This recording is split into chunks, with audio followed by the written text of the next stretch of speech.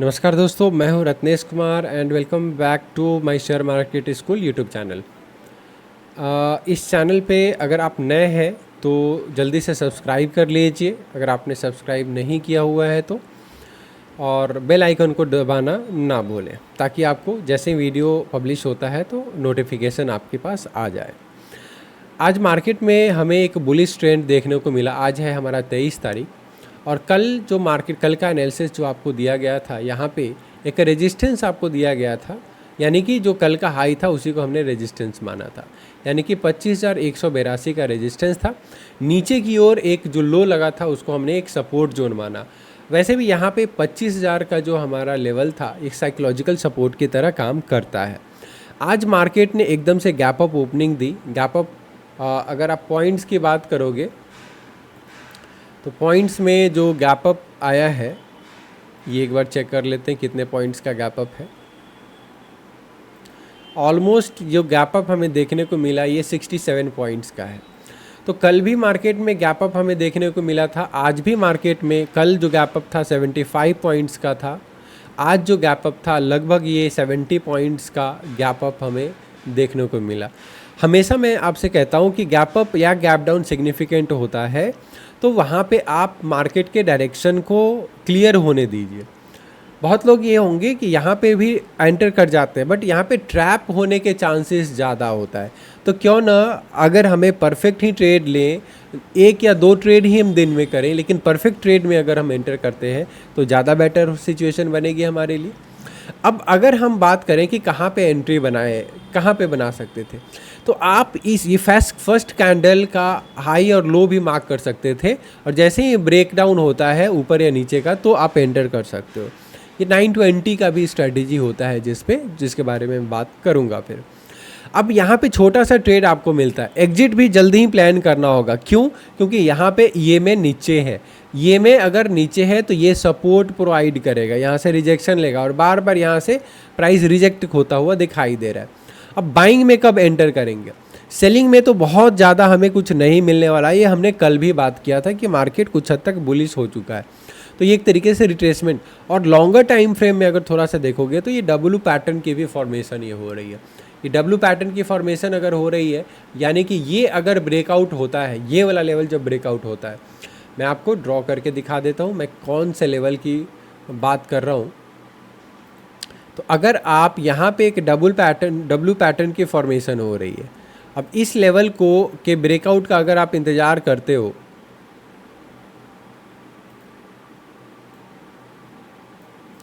तो जैसे ही ये ब्रेक होता है तो आप यहाँ पे एंटर कर सकते हो। तो एक अच्छा ट्रेड हमें कहाँ पे देखने को मिल रहा है, ये है आपका निफ्टी 50। ठीक है, इंडेक्स जो हम लोग एनालाइज कर रहे हैं निफ्टी 50, डेली मार्केट एनालिसिस में निफ्टी, बैंक निफ्टी और सेंसेक्स को एनालाइज करते हैं हम लोग। यहाँ पे एक बाइंग सिग्नल ये मिलता है बट ये कैंडल बहुत बड़ी है और कहाँ पे बन रहा है, ये रेजिस्टेंस के पास। ठीक है, तो आपको प्राइस एक्शन को भी समझना होगा। ठीक है, सिग्नल्स तो हमें मिल रहे हैं लेकिन कहाँ पे मिल रहा है ये भी ज़रूरी है कि कहाँ पे हमें बाइंग और सेलिंग का सिग्नल मिल रहा है। अगर यहाँ पे आप बाई करते हो तो ये देखो, ये कैंडल कहाँ पे, बिल्कुल रेजिस्टेंस पे। तो यहाँ पे हम पुल बैक का एक इंतज़ार करेंगे, दोबारा अगर ऊपर की ओर निकलता है तो बिल्कुल हम एंटर करेंगे। तो यहाँ पे आप देखोगे नीचे पुल बैक आता है बहुत अच्छा, और फिर जो दूसरी कन्फर्मेशन मिलती है यहाँ पर इस कैंडल पे अगर कंफर्मेशन मिलती है, इसके बाद अगर आप देखोगे, यानी कि ये वाला लेवल अगर आप देखोगे यहाँ पे आप एंटर कर सकते हो और नीचे का स्टॉप लॉस आप रख सकते हो। थोड़ा सा स्टॉप लॉस आपको 30-40 पॉइंट का प्लान करना ही होगा, स्टॉप लॉस अगर आप प्लान करते हो तो। अगर हम यहाँ पे एंटर होते हैं, यहाँ पे हम एंटर हुए, नीचे का यहाँ के स्टॉप लॉस तो 30 पॉइंट का स्टॉप लॉस आपका जाता है और इसके बदले में दिन भर मार्केट नीचे नहीं आया है। अगर आप फ्यूचर्स में काम कर रहे हो तो होल्ड कर सकते हो लॉन्गर टाइम फ्रेम के लिए, लेकिन आप ऑप्शंस में काम कर रहे हो तो जैसे ही मोमेंटम ब्रेक होता है, मोमेंटम में जितना मिल रहा है उतना आप कैप्चर कर लो। तो 55 पॉइंट्स ऑप्शंस में जाओगे तो ये यहाँ पे कितना, जो 0.22% है, ये आपका ज़्यादा बन जाता है ऑप्शंस में अगर आप जाते हो। जो बैंक निफ्टी के ऑप्शंस को भी मैं आपको दिखाऊंगा। निफ्टी में भी अगर आप जाओगे, निफ्टी के ऑप्शंस की मैं बात करूं, एंट्री जो आपको मिला है पुल बैक पे, इस कैंडल पे हमें एंट्री मिली है, यानी कि 11:55 पे निफ्टी में हमें एंट्री दिखाई दिया है। तो ज़रा चेक करते हैं निफ्टी में जो ऑप्शन था। सबसे पहले तो प्राइस चेक कर लेते हैं कि क्या प्राइस था यहाँ पर। यहाँ पे अगर आप देखोगे तो चल रहा था 25,100 का हम लोग निफ्टी का ऑप्शन ले सकते हैं। 25,100 कॉल ऑप्शन ये ओपन हो गया और 11:55 मेरे ख्याल से ये टाइम हो रहा था जहाँ पे यहाँ पे हमें सिग्नल बाई का आया था 11:55 पर। तो यहाँ पे फटाफट ज़रा देखते हैं 11:55 पे क्या आया हुआ है हमारे पास। ये कैंडल रही, मतलब कि आपकी एंट्री यहाँ पे बनेगी। फिर से मैं ये लगा देता हूँ। स्टॉप लॉस जो बन रहा है आपका ये 12 पॉइंट का बन रहा है, जो सफिशियंट है। 15% का स्टॉप लॉस है आपका। ऑप्शंस में 10 से 15%, 20% जरूर बनेगा। और मोमेंटम में आपको मिल जा रहा है 42, यानी कि 1:3 से जो रिस्क रिवॉर्ड रेशियो है हमारा 1:3 से ज़्यादा का है।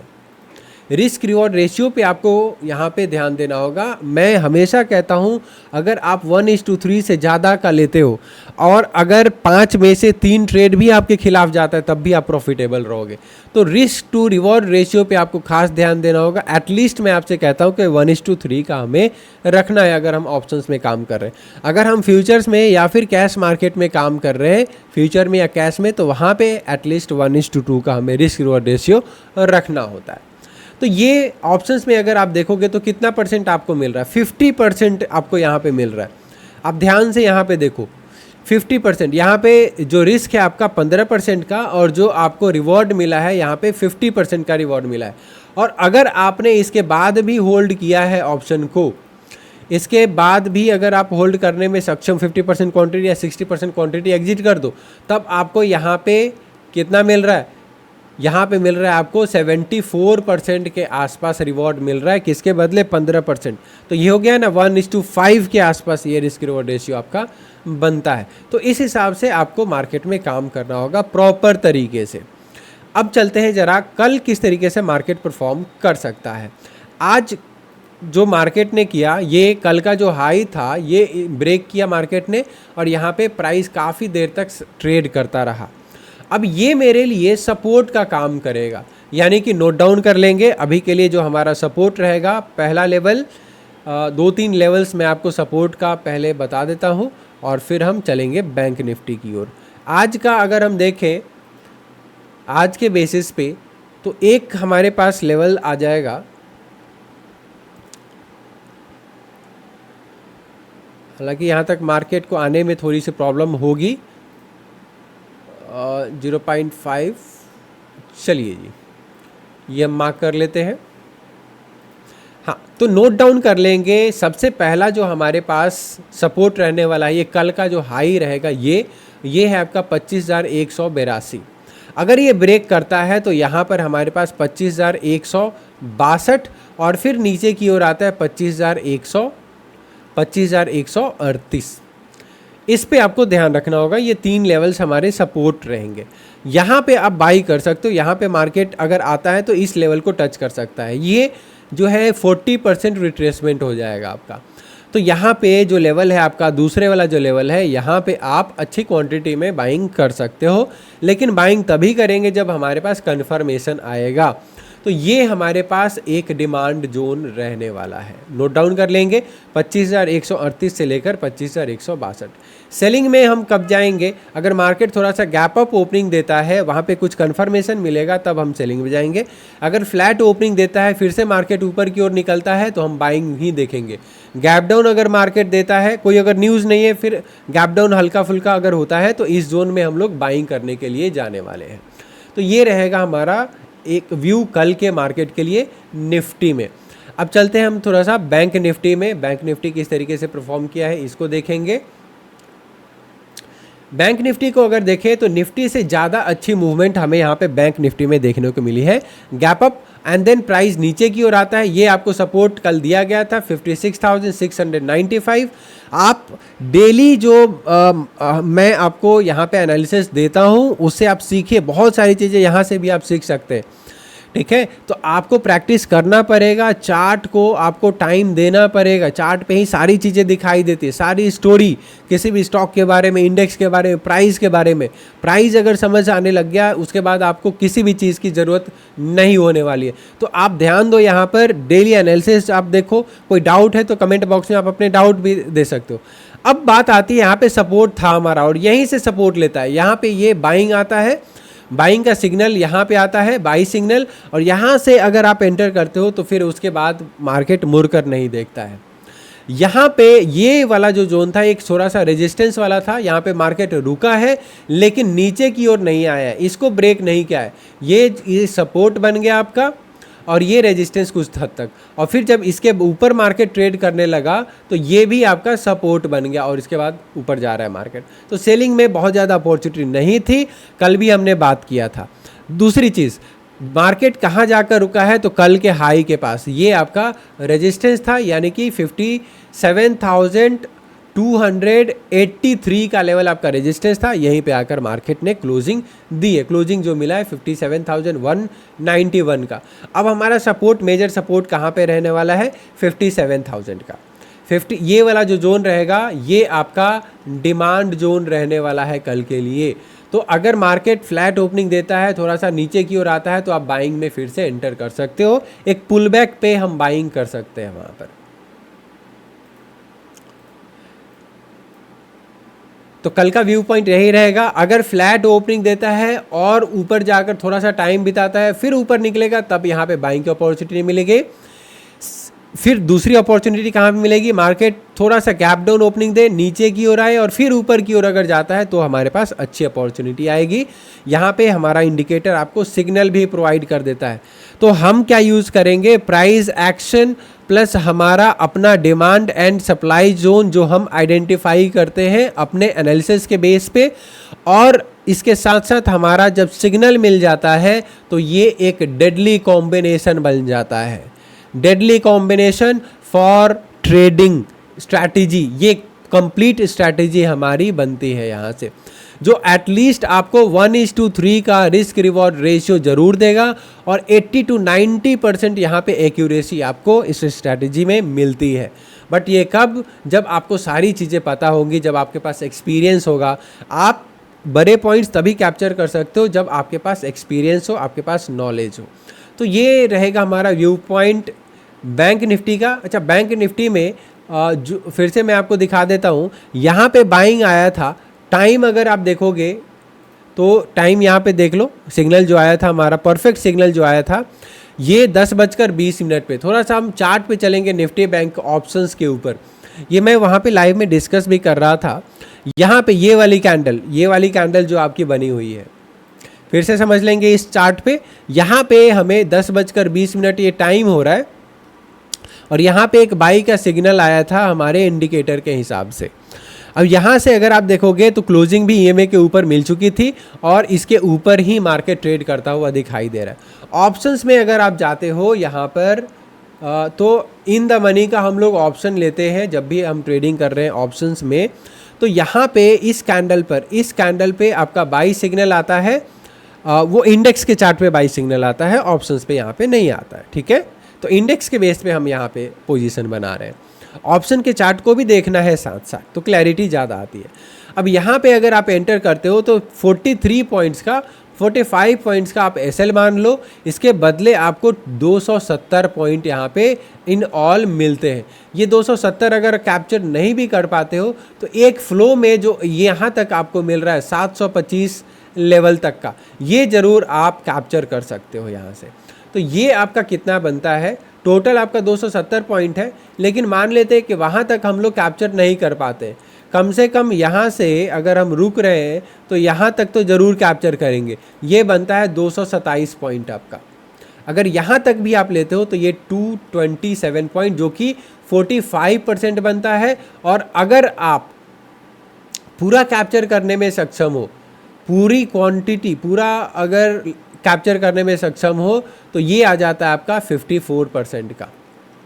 और रिस्क कितना बन रहा है यहाँ पे, 8 से 10% का आपका रिस्क है यहाँ पर। तो रिस्क टू रिवॉर्ड रेशियो क्या है, 1:6 से ज़्यादा है, मोर देन 1:6। और हमारा एक्यूरेसी रेट जो है ये मोर देन 80 to 90%, 80 to 90% आपको कम से कम मिल जाएगा एक्यूरेसी रेट हमारा।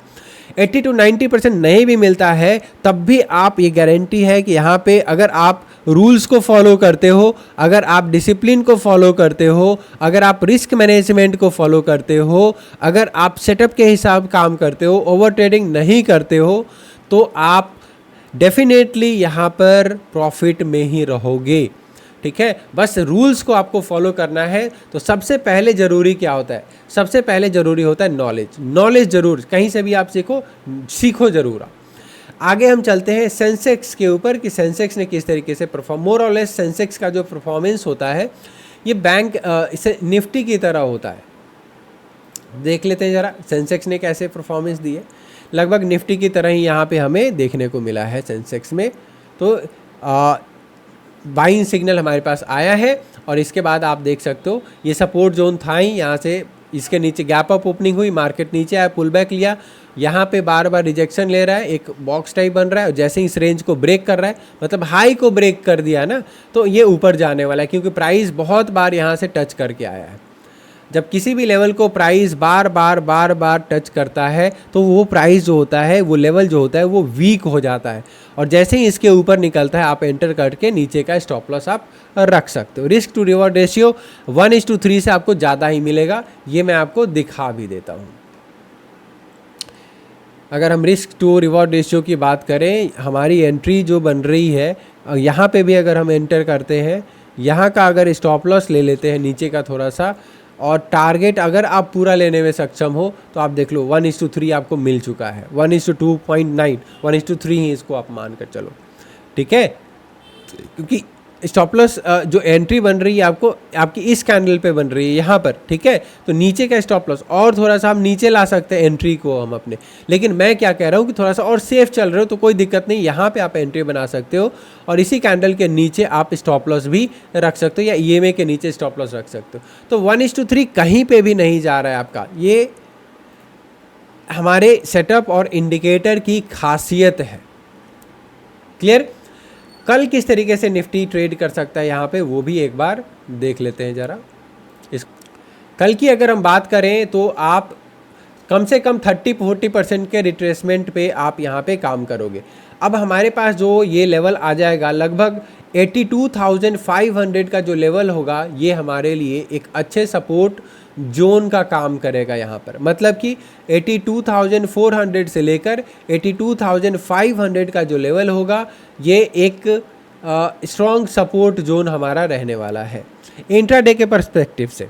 ठीक है, तो अगर ये फ्लैट ओपनिंग देता है, थोड़ा सा नीचे की ओर आता है 500 के आसपास और फिर कुछ अपॉर्चुनिटी मिलती है, कोई सेटअप हमारा बनता है, लॉजिक बनता है, तो वहाँ पे हम एंटर करेंगे बाइंग में। लेकिन हमेशा आपको ध्यान रखना है कि सेटअप पे ही आपको ट्रेड करना है, अपनी स्ट्रैटेजी पे ही ट्रेड करना है, रूल्स फॉलो करने हैं, स्टॉप लॉस स्मॉल रखना है।